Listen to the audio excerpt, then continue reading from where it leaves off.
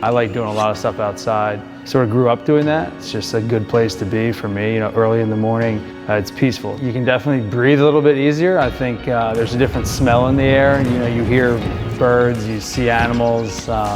It's just a different atmosphere. For me, I'd rather be in an area like this compared to a city, just for that reason. There's space, there's air, there's other things going on. For guys in the MLL like myself, there's not a whole lot of time to always get ideal training hours in. So you can't go train during work hours because you're at work.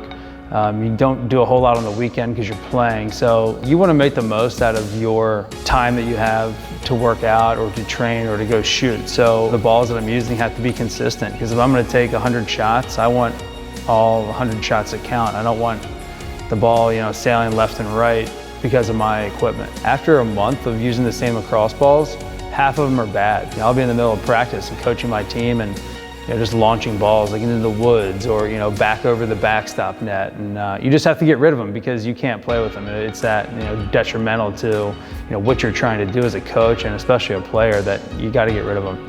When you first look at the ball, there's really nothing different about the appearance. What I've noticed is that the longer you use the ball, the more grippy it becomes, and it's totally opposite of what normal lacrosse balls do.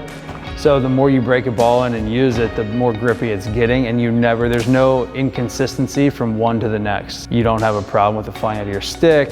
It doesn't become hard. There's a true bounce all the time. So it's great. It's sort of unbelievable. There's been a lot of attempts to fix this problem, and I think there's finally a solution.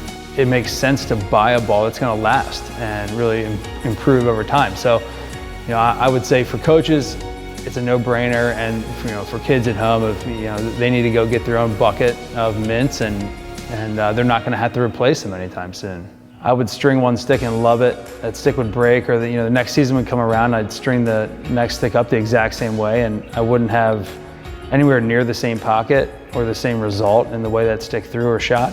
And I think, I switched to Hero Mesh, and I see sticks that I can abuse. I can leave them out in the rain, leave them in my bag, and it takes the question out of, is my stick gonna throw well this week? And it's always the same. It always works well now. And having a ball that can now do the same thing for your training and for me, for coaching, I think that East Coast Dies is sort of focusing on improving the most important part of lacrosse, which is the stick and the ball.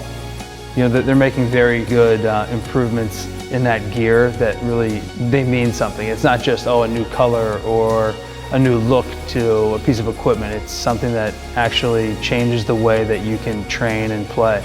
So I think that's really cool to see a company focusing on that.